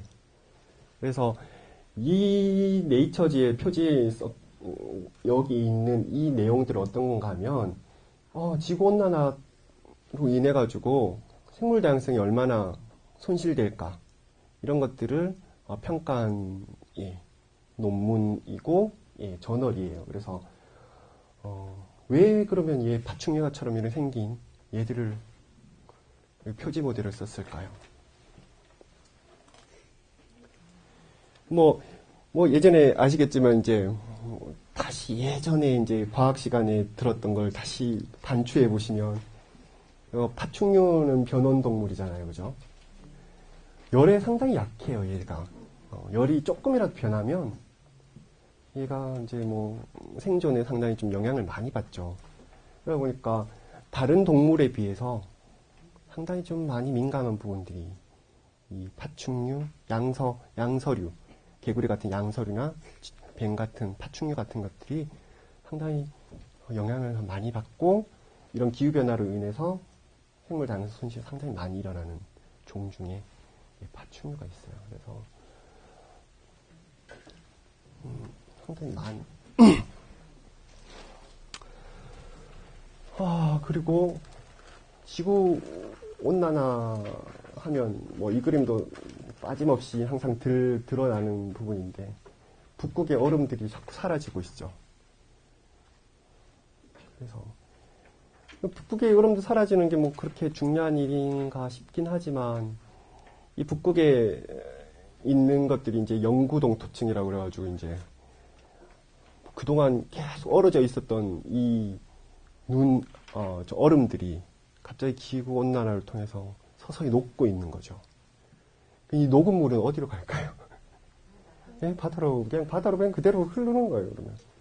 그럼 얘들이 이제 조금씩 많이 하면 할수록 쭉 높아지면서 이제 해수면 상승에 영향을 끼치게 되는 그런 하나의 일련의 과정들을 거치는 거죠. 그래서 보시면 북극도 그렇지만 남극도 더 심해요. 쭉 예전에 이제 사진들을 보면 이렇게 쭉 계속 빙하들이 밀려 내려오는 것들이 속도들이 점점 빨라지고 이것들이 계속 바다로 나가는 거예요. 그래서 제가 가장 안타까운 사진들은 요즘 맨날 보면 북극곰이 그냥 이렇게 얼음 동동 떠 있는데 거기 딱 앉아 있는 되게 불쌍한 사진들을 상당히 많이 언급하고 있잖아요. 얘들이 이제 걔들 좀 얼어야지 이제 좀 거기서 쉬어가지고 물개도 잡고 이렇게 펭귄은 먹는지 잘 모르겠는데 물개 주로 북극곰이 물개들이 이제 툭 튀어나오는 물개들이나 아니면 수영해서 이제 물개를 잡는데 계속 이렇게 녹아 있으면 얘들이 계속 헤엄을 쳐가지고 잡아야 되는 거예요. 쉴 데가 없는 거죠. 녹아 있으니까 얘들이 좀 이렇게 탁 서서 좀 휴식도 취하고 이렇게 좀 봤다가 튀어나오면 탁 잡고 이래야 되는데 이 버티고 있기도 힘든 거죠. 얼음들이 다 녹아 있으니까 이런 것들이 이제 전체적으로 북극에 일어난 일들이고 이런 것들이 이제 점차 바다로 눈들이 녹아서 얼음들이 녹아가지고 해수면 상승을 일으키는 부분이고 근데 더 안타까운 건 뭔가 하면 이 속도가 점점점 빨라진다는 거 그런 것들이 연구들이 많이 나와 있습니다. 이런 것들이 주로 어디서 이제 많이 되는가 위성 영상 아시겠지만 미국은 이제 거의 1970년대부터 이제 전 지구를 이렇게 계속 찍고 있어요. 이렇게 전 지구를 이렇게 찰칵. 그래 보니까 이제 뭐 80년대 북극의 얼음들이 이렇게 돼 있었고 95년에 어떻게 돼 있고 2000년에 어떻게 되고 이런 것들이 계속 추적이 가는 거예요. 위성 영상에 저희들도 상당히 많이 사용하는데 그런 것들이 이제 변화를 탐지하는 데 상당히 많이 쓰이고요. 그래서 이런 것들이 이제 정량적으로 얼마나 녹고 있는지, 녹고 있는 것들이 얼마나 되는지, 그러면 해수면이 얼마나 상승할 것인지, 뭐 이런 것들을 같이 연구하는 것들도 가능해지는 거죠. 제가 희열이 이거 가리려고 그랬었는데. 예, 한번 사진에도 있을 거예요, 아마. 제가 기후변화 연구하면서 제일 먼저 시작했던 종이 이 종이거든요. 희열이라고 하는. 혹시 들어보신 분 있으세요? 여기 경기도 쪽에는 포천밖에 없는데. 저기 어디지? 가면 서촌시대도 가면. 그래요? 네. 거기까지 갔군요. 거기 한번 자생했는가요? 자생인가요? 아니면 누가 심은 것 같아요. 그래서 희열이라는 이 종이 예전에 이제 멸종위기 종 2급이었는데 이제 최근에 이제 한번 등급 조정을 하면서 이제 멸종위기 종에서는 사라졌어요. 멸종위기 종은 아닌데 예전에 이제 제가 연구할 때만 해도 멸종위기 종이었거든요. 참 안타까워요. 그때 투고를 하면서 이제 멸종위기 종을 뺐었어요. 그래서 보시면 꽃이 상당히 좀 이쁘죠? 이렇게 종 모양처럼 이렇게 쭉 돼 있는데 이 종이 재밌는 게 어떤 건가 하면 이 부분이거든요. 주로 얘들이 잘 사는 데는 어딘가 하면 여기 지리산에 살아요. 주로 지리산에 많이 살아요. 그리고 어디 사는가 하면 포천이라고 하는 포천에 백운산이라고 있거든요. 거기 보면 자생지가 있어요. 그리고 예전에 제가 이제 조사하면서 발견했던 지역이 강릉 지역이 있거든요. 이 지역에 강릉 지역이 있어요. 그래서 이 연구하는 입장에서 상당히 궁금하잖아요. 왜 여기 있고 여기 있고 여기 있을까? 네? 왜 중간에 왜 없을까? 되게 궁금했었거든요. 그래서 뭐 아무리 가설을 세워도 가설이 안 나오는 거예요. 이게 중간에 얘가 씨를 물어가지고 여기까지 가서 여기서 이렇게 뿌렸나? 뭐 이렇게 주로 이제 아시잖아요. 그 조류들이 이제 씨를 물어가지고 이제 가서 이제 뭐 식물이 이제 생긴다는 이런 식이 많은데 그러기에는 거리도 상당히 멀고 왜 중간에 아무것도 없고 이 지역만 있는지 상당히 궁금했었어요. 그래서 뭐 이쪽 관련된 전문가들한테 그럼 새들이 뭐 물어갈 수 있나? 물어봤더니 그렇지는 않을 것 같다 그러고 이걸 이제 식물 하시는 분들도 이제 잘 설명을 못하는 부분들이 있었어요. 예? 왜 희열이냐고요? 네, 왜 많고 많은 점점 희열 네. 주제로 하셨나요? 그래서 그러니까 아니요 이렇게 분포하는 게 신기했었던 거죠. 여러 이제 저희들이 이제 거의 한 800종 가까이 이제 종들을 하는데 이제 뭐 여러 가지 산림청이나 뭐 생물자원관이 이렇게 기후변화, 뭐 민감종 이런 종들을 선택하는 것도 있고요. 특히 이렇게 분포들이 이렇게 특이한 것들을 상당히 좀 연구들을 많이 하는 부분이기도 해요. 근데 이제 그 중에 이제 제가 특히 봤었던 부분 중에 이렇게 분포하고 있었던 것들이 상당히 신기했었고, 그 관련된 그 식물 하시는 분들 중에도 한 분이 이제 이런 부분에 대해서는 좀 언급을 해주신 부분들이 그렇게 시작한 거죠. 시작은 했는데, 봤더니 아무리 이제 뭐 나머지 그런 부분들로 설명을 하려고 해도 이건 설명이 잘 안 되는 부분들이었었거든요. 그래서 이제 제가 이제 썼던 게 이제 생물 계절 자료라고 해가지고 어떤 건가 하면 얘들이 비가 얼마나 오는지 1년 영강수량이 얼마나 되는지 그리고 뭐 기온은 최대 기온은 얼마나 되는지 최저 기온은 얼마나 되는지 이런 자료들을 이제 쭉 계속 구축을 하게 되거든요. 이렇게 기후 변화하면서 이런 자료들을 상당히 많이 구축을 해놨어요. 그래서 이게 뭔가 기후랑 상관이 있지 않을까라는 고민을 많이 했었고요. 그래서 뒤에 쭉 보여드리겠지만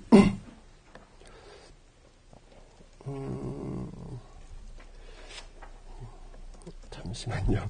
너무 많이 넘어가면 안 되는데 여기 있네. 요 자료를 썼던 거예요.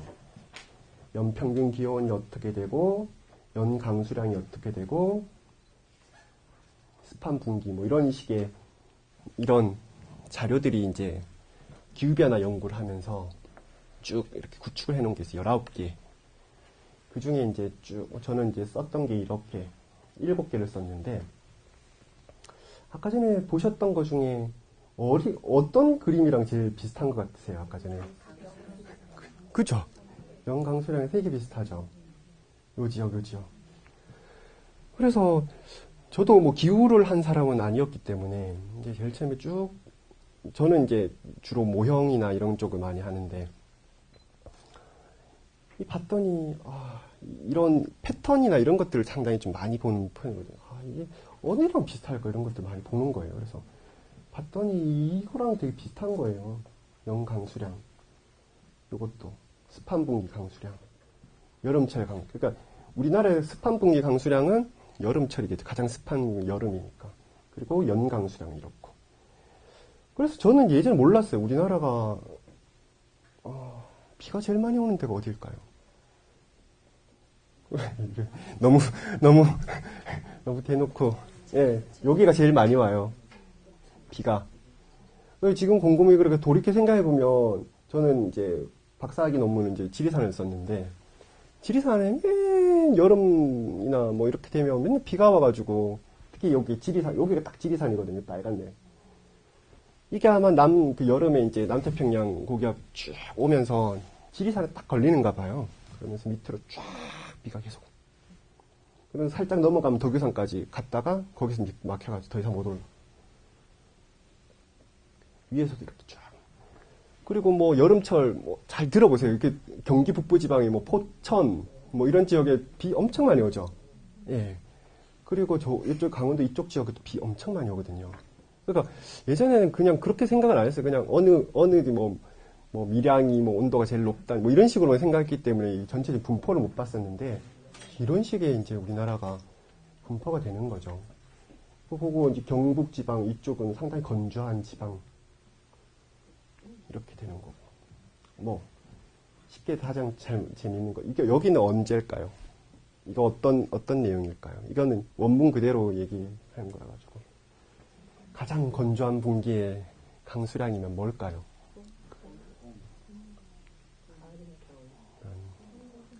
강수량이잖아요.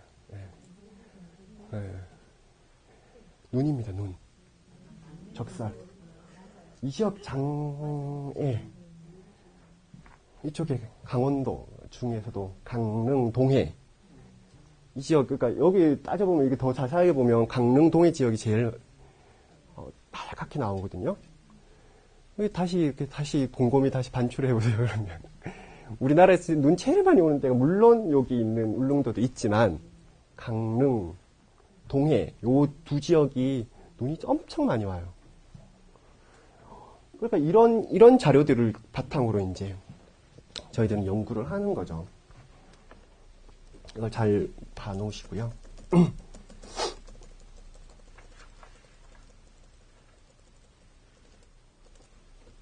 네. 그래서 다 봤더니 이런 거예요, 애들이. 쭉. 봤더니 아까 전에 비슷하죠.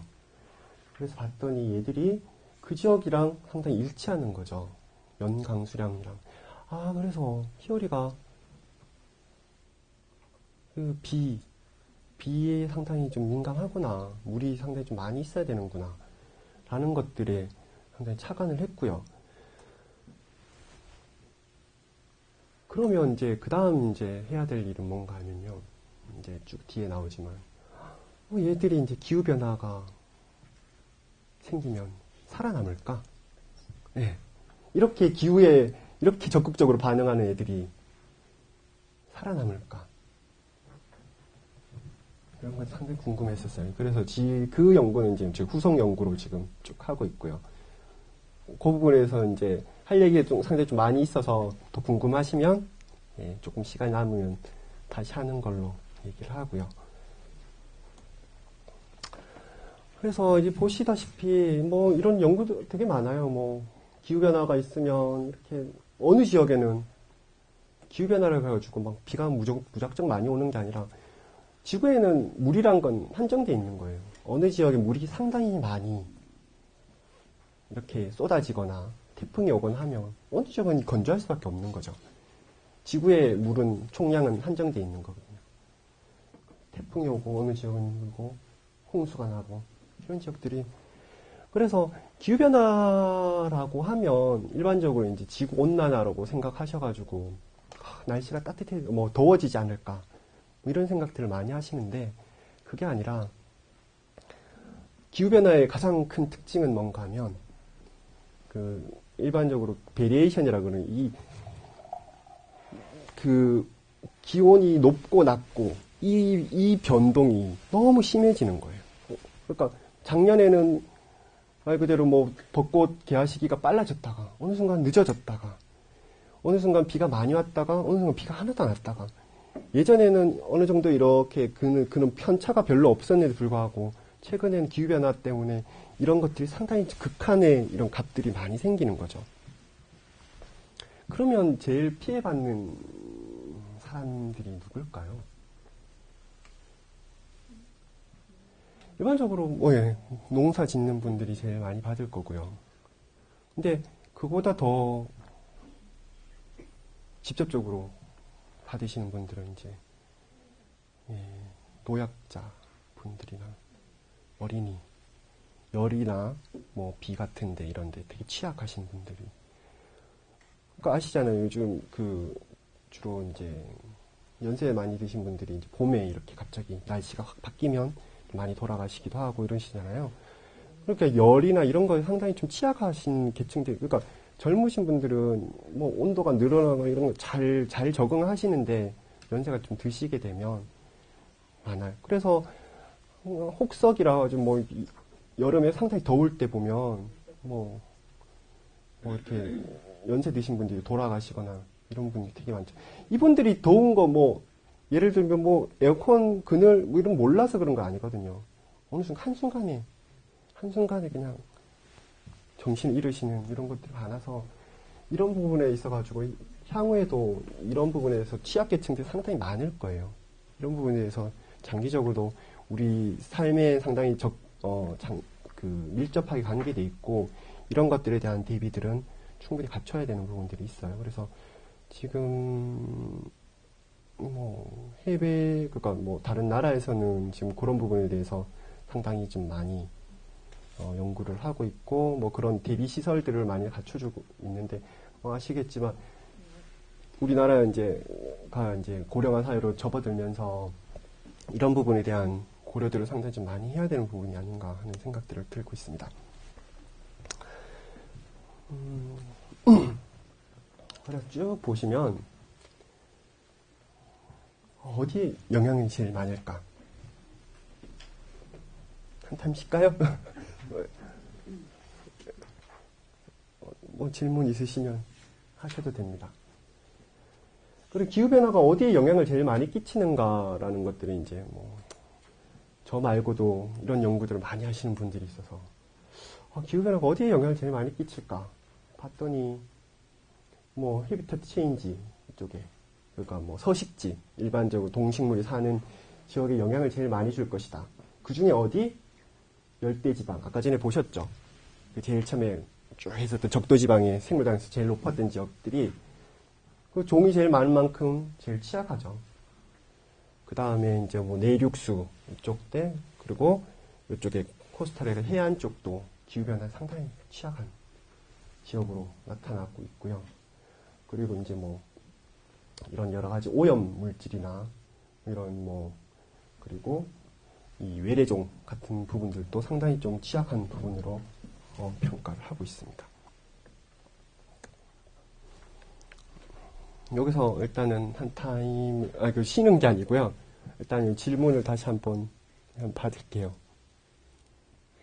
이제 여기서부터 이제 기후변화 쪽으로 되게 전문적으로 갈 거라서. 제가 설명을 너무 잘하나요?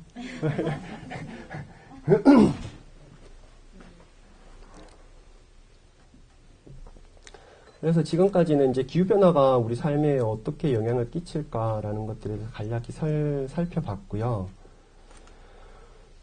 그러면 기후변화는 뭔가? 라는 것들을 이제 쭉 살펴보겠습니다. 뭐, 사전적으로 먼저 설명을 드릴게요. 뭐, 실질적으로 이제 뭐, 다들 잘 아시는 거지만 이제 사전적으로도 좀 아셔야죠. 현재의 기후계가 자연적, 인위적 요인에 의하여 점차 변하는 것. 그래서 이 부분 자연적으로 변하는 건 우리가 어떻게 할 수가 없는데 지금 전 세계적으로 취하고 있는 것들이 인위적으로 의해서 변하는 것들을 좀 더 어떻게 컨트롤해보자. 이런 것들에 대한 연구들이 상당히 좀 많이 돼 있고요. 그래서 쭉 기온이란 것들은 항상 이런 등락을 거치고 있어요. 이렇게 높아졌다가 낮아졌다가 높아졌다가 사이클을 그린다 그러죠. 그래서 이게 보시겠지만 한 30년 주기로 이렇게 변하거든요. 30년 주기로 그러니까 크게 한번 그러니까 쭉 보시면 이렇게 한 번씩 이렇게 올라갔다 내려갔다 하다가 좀 더 크게 보면 또 이렇게. 근데 이 주기로 보면 이렇게 내려가야 되는데 큰 사이클로 보면 내려가야 되는데 다시 올라가고 있는 거예요.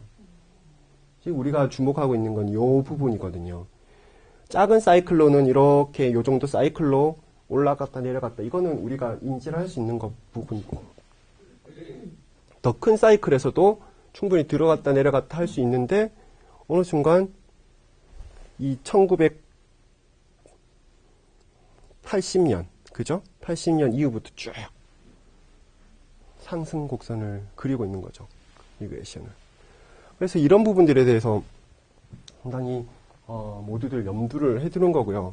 그렇지만 이런 기후변화에 가장 많은 것들이 이제 시나리오라는 것들을 많이 써요. 가장 안타까운 부분이기도 하고, 가장 이들을 연구의 가장 한계이기도 한 부분인데요. 시나리오라는 것들을 써요. 그러니까, 미래란 건 누구도 모르잖아요. 미래가 어떨지 모르기 때문에, 연구자들이 쓰는 방법은 이러면 이럴 거고 저러면 저럴 거고 뭐 어떻게 하면 그 조건을 다는 거예요. 우리가 지금처럼 에너지를 소비할 때는 어떻게 변할 거고 그리고 지금보다 좀 에너지를 좀 덜 쓰거나 뭐 이렇게 좀 더 기후변화에 관련된 이런 적극적인 활동들 그러니까 뭐 에너지를 적게 쓰고 그리고 뭐 자전거 좀 타고 그리고 뭐 화석 연료 좀 덜 쓰고 자동차 덜 타고 이런 적극적인 활동을 하면 좀 더 이 온도가 올라가는 게 좀 저감될 거고 지금보다 더 고도화된 사회에서 전기들을 더 많이 써야 되고 에너지를 더 많이 써야 되기 때문에 쭉 올라갈 수도 있다. 여러 가지 이런 가정들을 쭉 하고 있는 거죠. 그래서 일반적으로 그런 시나리오 모델을 많이 쓰고 있는데요. 그래서 이제 예전에 이제 논문에서는 보면 대륙별로 이렇게 시나리오를 썼던 거예요. 이게 A1, B가 이제 지금처럼 우리가 쓰고 있다라는 걸 가정했을 때 as usual 해가지고 지금처럼 우리가 에너지를 쓸 때 앞으로 온도가 어떻게 될 것인가를 보는 거거든요. 보시면 이제 우리나라가 좀 심각해요. 우리나라가 이제 100년 동안 전 지구적으로는 0.74도가 올라갔는데 우리나라는 그거보다 1도가 더 올라간 1.7도가 상승을 이거는 관측값이죠. 말 그대로 관측값. 실질적으로 이렇게 올라간 거예요. 우리나라는. 그리고 지금 이대로 쓸 때 전 지구는 2.8도가 올라가는데 우리나라는 4도가 올라가는 거예요. 아, 4도 생각해 보시면 지금 제가 있는 거랑 계시는 데랑 요 조명 차이겠지만 4도보다 훨씬 더 작을 거 아니에요. 그죠? 근데 4도라는 게 생각을 해보시면 30도랑 34도는 엄청난 차이거든요. 그죠? 그러니까 이게 연세 드신 분들은 진짜 위험한 거예요. 특히 어린이들도. 그러니까 잘 움직이지 못하거나 그 주변 환경에 잘 민감하게 반응하지 못하는 분들은 상당히 좀 0.4도 올라가면, 이 4도가 올라가면 상당히 위험한 거죠. 특히 이제 뭐 2100년까지 살지, 저희들이 2100년까지 살지 안 살지는 모르겠지만, 이 근처에 가면 지금 그 취약계층이 저희들이 되는 거겠죠. 그래서 이런 부분들에 대해서 계속 기후변화 쪽은 시나리오 모델을 쓴다는 것들을 좀 이해를 하시면 되고요. 그래서 무슨 어떤 시나리오였을 때 기온이 몇 도 올라간다 이런 식으로 이렇게 거의 다 추정치를 항상 내놓고요. 기사나 이런 것들 보시면 전부 다 그럴 겁니다.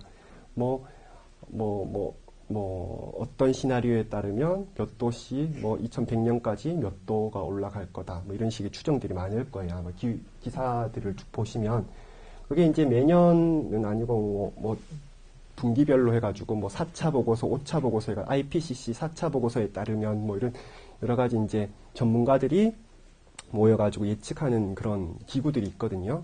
거기에서 이제 한번 예측을 하게 되면 이제 그게 이제 기사도 다 쭉 나오는 거죠.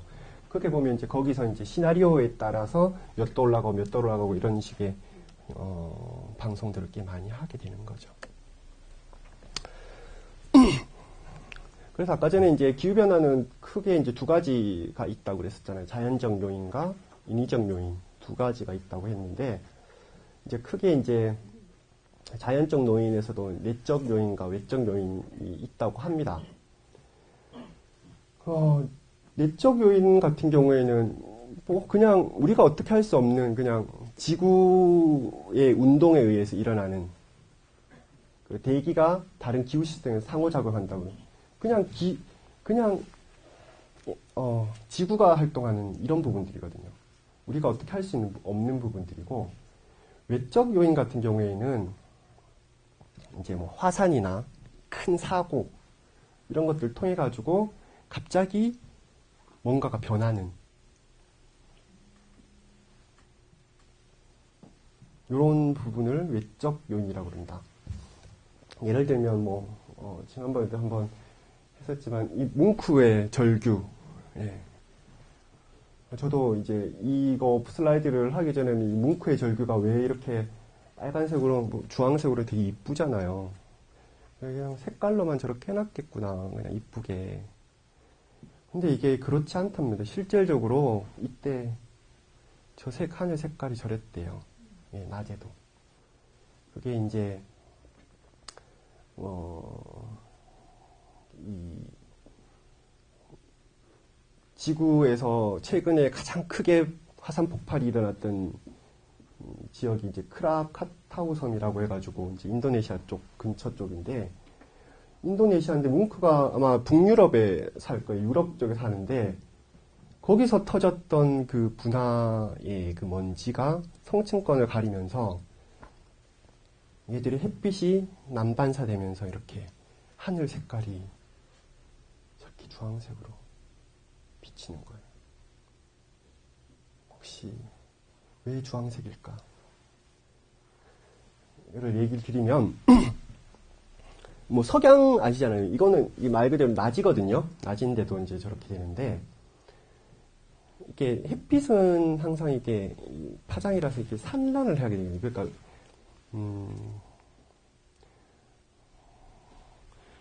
일반적으로 낮에는 하늘이 파랗잖아요.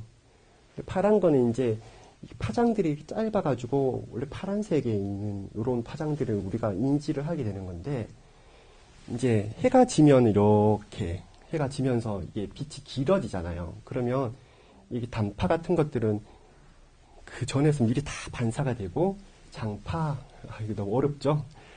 장파들이 이렇게 파동을 쳐가지고 우리에게 이제 아름다운 석양으로 비치는 거거든요. 근데 지금 낮인데도 이런 것들은 이 하늘에 엄청난 먼지들이 끼어 있다는 거죠. 이 먼지들이란 거는 여기 있는 화산 폭발로 화산재들, 미세먼지들이 대기 중에 계속 떠 있는 거죠.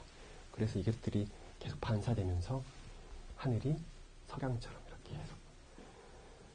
그래서 이게 그 한 섬 하나가 터졌을 뿐인데 이때 기온이 뭐 여기 나오는 것처럼 1.2도가 떨어졌답니다.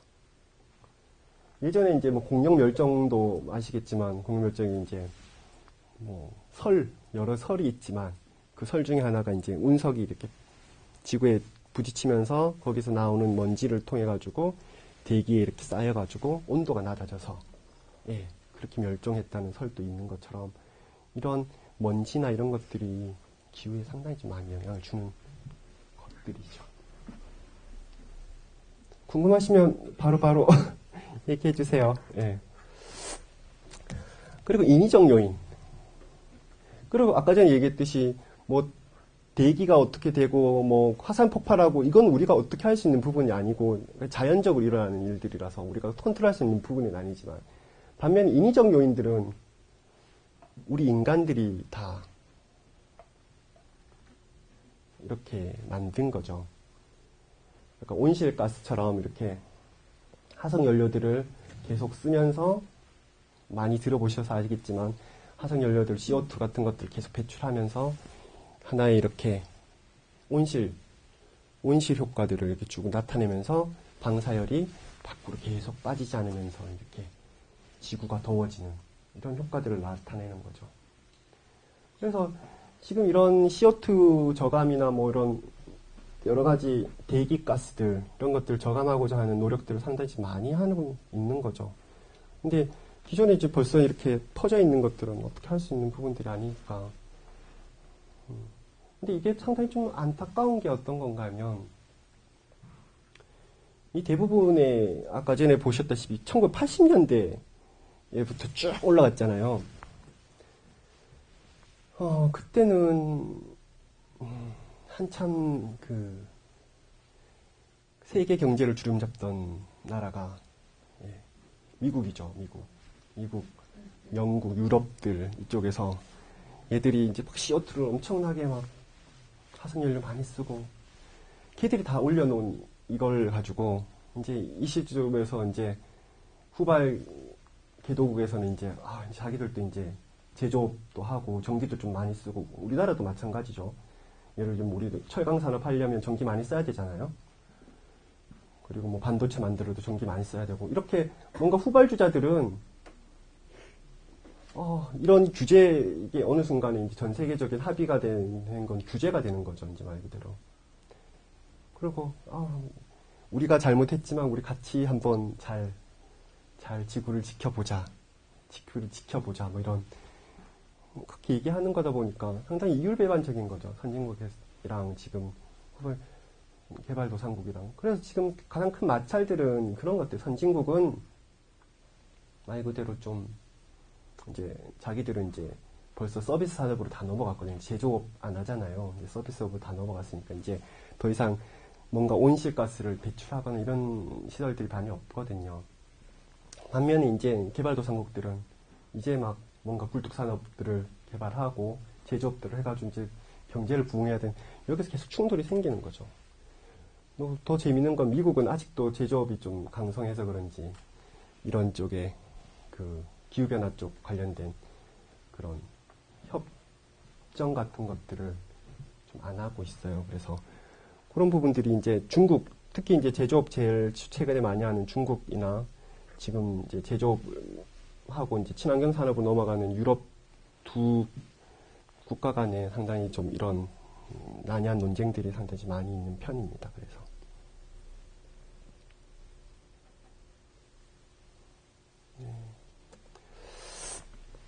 그리고 또 하나는 토시 피복 변화, 아까 전에 얘기했듯이 이제 계속 도시가 확장되면서 더 이상 적이 없는 거죠. 이제 막 뭔가 아까 전에 얘기했듯이 산림이면 이렇게 뭔가 기후를 좀 낮춰주거나 온도를 낮춰주거나 뭐 이렇게 증발산을 통해서 온도를 낮춰주고 이런 것도 있는데 우리나라가 이제 뭐 이렇게 도시화도 심해지고 이러면서 그대로 뭐 도시 열섬, 여름에 덥잖아요. 밤에 열섬, 기온 역전처럼 이런 현상들이 계속 일어나고 있는 거죠. 그래서 피복들이 계속 많이 되고. 그리고 뭐 산림, 아까 전에 얘기했듯이 산림이 이제 산림 자체에 CO2 흡수 효과들이 있어요. 지금 기후 변화하는 그 온실가스, 온실을 만들고 있는 그 주요한 가스 중에 하나가 이제 CO2인데 그것들을 흡수하는 것들이 산림들이 상당히 좀 많이 하고 있는데 이런 것들이 이제 아마존이나 뭐 이런 남미 같은 그 열대 우림 지역들이 이제 농경지 개발이나 산림 개간 그리고 뭐 목재 이런 것들 사용하면서 계속 베어지면서 이런 것들의 기능들이 많이 상실되고 있는 이런 여러 가지 현실들이 있습니다. 이런 것들을 좀 많이 이제 완화하고 제거해야 되는데 이런 것들이 이제 기후 변화를 저감하거나 적응하는 하나의 중요한 그 방법이나 수단이 되는 거죠. 기후 변화 시나리오까지 하고 잠시 쉬었다 하겠습니다. 그래서 IPCC라고 해가지고 상당히 뭐 좀 더 아시는 분은 좀 들어보셨을지 모르겠지만 그 범정부기관이거든요. 기후변화에 관련된 범정부기관인데 모든 기후변화에 관련된 자료나 통계 이런 것들이 IPCC 여기서 많이 나와요. 기후변화에 관련된 전 지구적 위험을 평가하고 그리고 대책. 그러면 이 대책을 어떻게 대책을 마련해야 될 것인가. 이런 것들을 마련하기 위해서 국제적인 그 유수의 전문가들을 모아가지고 하나의 그룹을 형성해가지고 평가하는 일정 기간마다 한 번씩 계속 평가하는 지금 5차 보고서까지 나왔는데 매번 새로운 모델이나 그동안 변화했던 그 환경이나 이런 것들을 다 감안해가지고 계속적으로 예측을 하고 저감 방안이 어떤 것들이 있는지를 계속 얘기를 하고 있습니다. 그래서 2007년에는 이제 노벨 평화상을 받을 정도로 상당히 중요한 기구로서 협의된 거죠. 그래서 이건 너무 어려운 얘기 그냥 용어만 흘려 들으시면 됩니다. 예전에 이제 IPCC에서 그 시나리오 아까 전에 시나리오를 얘기 드렸잖아요. 뭐 이런 시나리오도 있고 저런 시나리오도 있고 이랬는데 이 사람들이 이제 예전에 여러 가지 이제 방법을 썼는데 최근에 이제 방법을 바꿨어요. RPC라는 이런 RCP라는 이런 대표 농도 경로 어렵죠. 저도 어려워요. 요런 것들을 써요. 그래서 기존에 이제 뭐 이산화탄소가 얼마나 배출되는지 이런 것들을 통해 가지고 여러 가지 다른 시나리오를 만들었었어요. 좀 더 이거 같은 경우에는 좀 더 현실적이라고 보면 되죠. 사람들이 산업적으로 어떻게 발생되는 그런 배출 시나리오를 통해 가지고 예측을 한 거기 때문에 좀 더 현실적이라고 보시면 됩니다. 그래서 예전에는 SRES 이것도 어려워요 저도 SRES라는 시나리오를 썼는데 요게 이제 RCP 시나리오로 바꿔가지고 이제 5차 보고서부터는 그렇게 쓰고 있다. 그리고 RCP 그 농도는 뭐 2.6에서 8.5까지 하는데 뭐 이건 예를 들면 8.5 뭐 그냥 막 쓰자가 이제 8.5고요. 거의 이게 두 가지는 거의 있을 수 없는 거거든요. 이건 아예 막 쓰자는 거고 이거는 뭐 아무것도 쓰지 말자 그 정도 수준이라고 보시면 되고요. 그래서 주로 이제 4.5랑 6.0 가지고 시나리오 모델을 것들을 예측하거나 하는 것들을 많이 하고 있습니다. 그래서 이제 뭐 여러 가지 뭐 RCP 8.5 같은 경우에는 뭐 어떻게 된다, 온도가 몇 도 올라가고 이런 것들을 쭉 얘기하고 있어요. 그래서 대칭되는 것들이 있고, 그래서 이런 것들이 뭐 제가 이거 어려운 내용들을 왜 얘기를 하는가 하면 여러 가지 그냥 RCP 시나리오 바뀌었다는 것만 얘기를 하시고 기후변화는 시나리오 가지고 얘기를 한다라고 그것까지 이해를 하시면 되고요. 그리고 왜 제가 이 시나리오를 얘기를 꺼냈는가 하면 아까 전에 얘기했듯이 히어리 같은 그런 식물의 변화나 뭐 여러 가지 변화를 예측할 때 보면 시나리오 모델을 쓰는 거예요. 그래서 현재의 기온들이나 현재의 무슨 강수량 이런 것들을 통해 가지고 현재의 그 기온을 통해서 시나리오들은 그 강수량이랑 온도가 어떻게 바뀌는지를 예측하는 거거든요. 그래서 이것들이 만약에 10도 올라갔으면 얘들이 멸종할 것인가 말 것인가 이런 것들 계속 테스트를 하는 거거든요. 얘가 몇 도 올라가면 얘들이 죽을 것인가 아니면 좀 더 상승할 것인가 위로 올라갈 것인가 이런 것들을 다 예측하는 예측 시나리오들이 주로 이런 시나리오 모델을 통해서 많이 얘기를 하고 있어요. 근데 이제 쭉 느끼시겠지만 이게 말 그대로 이 상당히 어떻게 보면 비겁한 형태이긴 하죠.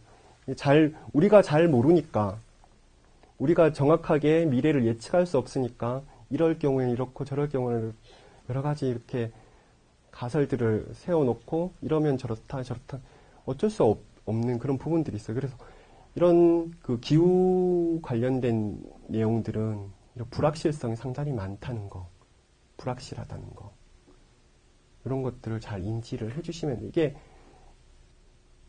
이게 이제 그렇게 IPCC에서 그렇게 예측을 했다고 해가지고 반드시 그렇게 되는 건 아니다라는 것들을 아셔야 되고, 그럼에도 불구하고 이런 시나리오 모델이 중요한 것들은 장기적으로 기온들이 상승할 것이라는 것은 누구도 부인할 수 없다는 사실이라는 것들을 인지를 하시면 되겠습니다. 그리고 거기에 따른 대비를 하셔야 되는 거고요. 그래서 요거는 아마 그 내용이 들어가 있을 거니까요. 일단 쭉 살펴보시면 되겠습니다. 이건 좀 어려우니까 그냥 쭉 그 부분에 대해서 쭉 살펴보시고요. 모르시는 게 있으면 저한테 뭐 연락을 주시거나 하시면 될 것 같습니다. 우리나라에서도 이제 한반도 관련된 이제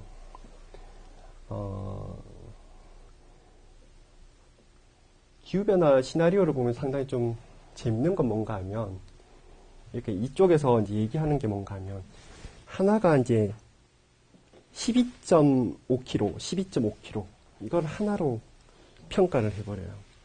12.5km, 12.5km면 엄청나게 넓은 지역이죠. 그걸 동일하게 보는 거죠. 그렇게 해상도 상당히 낮아요. 그래서 우리나라에서도 우리나라의 실정에 맞는 그런 기후 시나리오들을 계속 개발은 하고 있는데 아직 기상청에서 그런 것들을 만들고 있는데 아직 좀 오류들이 좀 있다는 것들을 그런 것들을 하시면 될 것 같습니다. 그래서 뭐 여기서 IPCC에서 나온 시나리오를 받아가지고 한반도에서 좀 더 상세한 자료를 만들어서 이걸 통해서 좀 더 상세화한다 이렇게 보시면 되겠습니다. 그래서 기상청에서 한 1km짜리까지 기후 시나리오를 만들었다고 보시면 되겠습니다.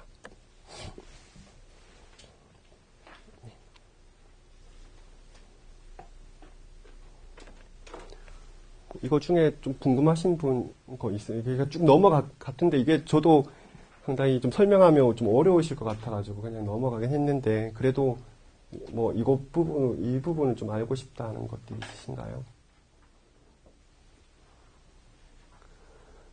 모르고 넘어가면 또 아쉽고 이래가지고 일단은 저도 넣어놓긴 했는데 제가 설명드리면서도 이게 좀 어렵지 않으실까 라는 것들이 있고요.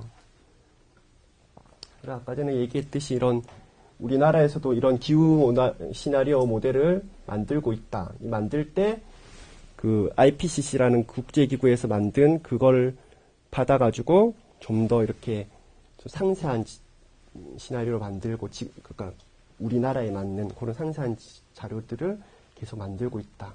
그리고 그것들을 이제 기상청에서 주로 기후 시나리오를 만들고 있다라고 보시면 되겠습니다. 질문 있으십니까? 네. 알겠습니다. 그러면 좀 10분 쉬었다가요. 네. 시나리오를 만들기 위한 기본적인 자료가 있을 거예요. 네. 그게 기온이다. 네. 또는 뭐 식물대다. 네.